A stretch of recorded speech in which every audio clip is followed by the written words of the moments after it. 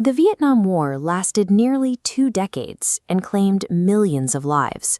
But while the scale of the destruction is well documented, its origins are notoriously difficult to pin down. Long before the first American combat troops arrived, a series of political decisions in the 1950s made the coming conflict almost inevitable. In 1954, after nearly a century of colonial occupation, French forces suffered a fatal defeat in Indochina. Global powers immediately convened in Geneva, Switzerland, to figure out what would happen to a newly independent Vietnam. As this map of the resulting Geneva Accords shows, the solution was a ceasefire.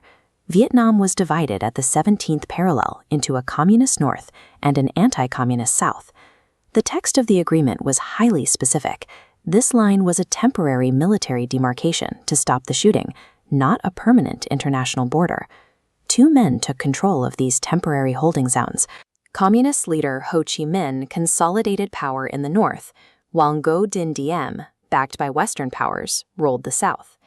The Geneva Accords functioned as a diplomatic pause rather than a permanent settlement.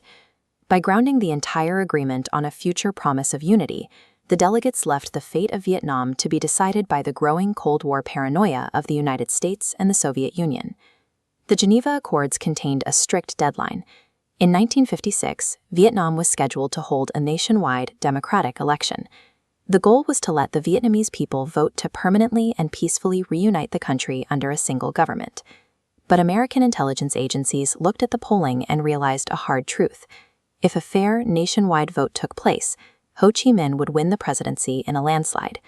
President Dwight D. Eisenhower and his administration operated heavily on the Domino Theory, the belief that if Vietnam fell to communism, neighboring nations like Laos, Cambodia, and Thailand would inevitably follow.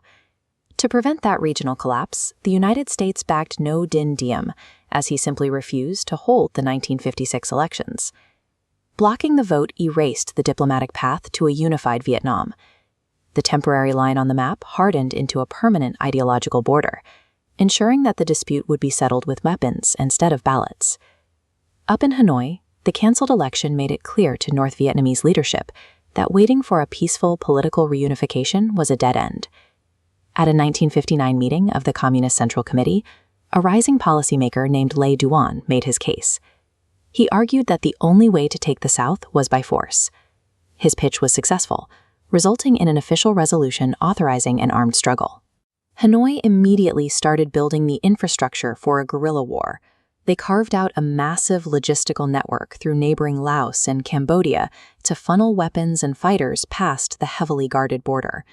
This supply network became known as the Ho Chi Minh Trail. To wage this war on the ground, they formed a proxy force in 1960. The National Liberation Front, widely known as the Viet Cong, was designed to recruit Southern peasants and destabilize the Saigon government from the inside.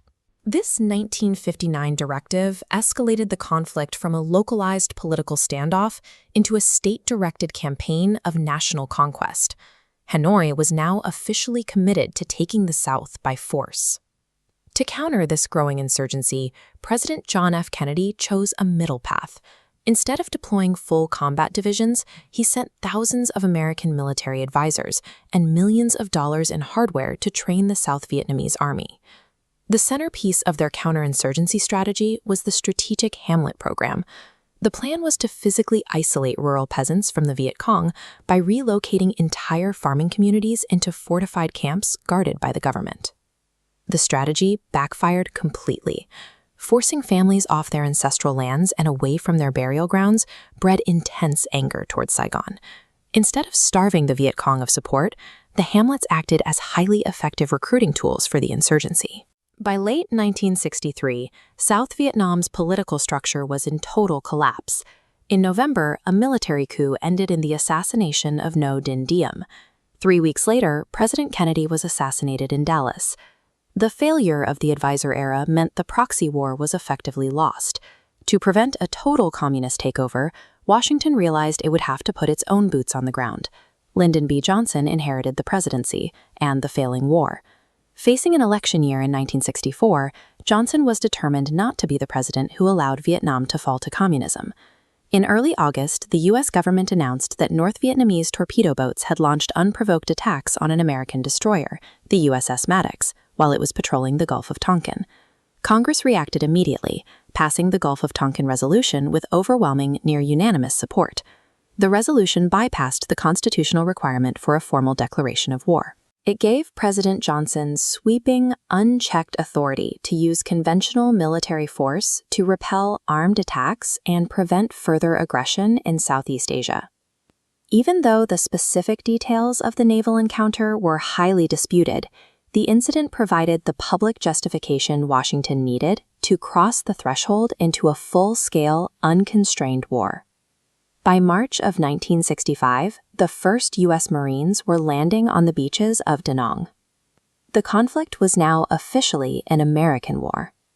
The Vietnam War emerged from three distinct layers of historical failure that built upon one another until total war became unavoidable.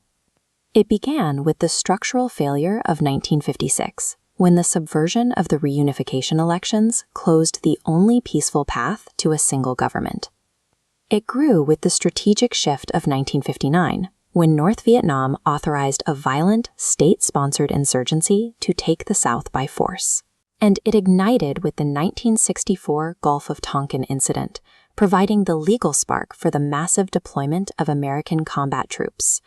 The tragedy ultimately occurred because a century-old nationalist struggle for independence was misdiagnosed as a simple binary battle of the Cold War. By applying a military solution to a political problem, the United States turned a civil conflict into a global battleground.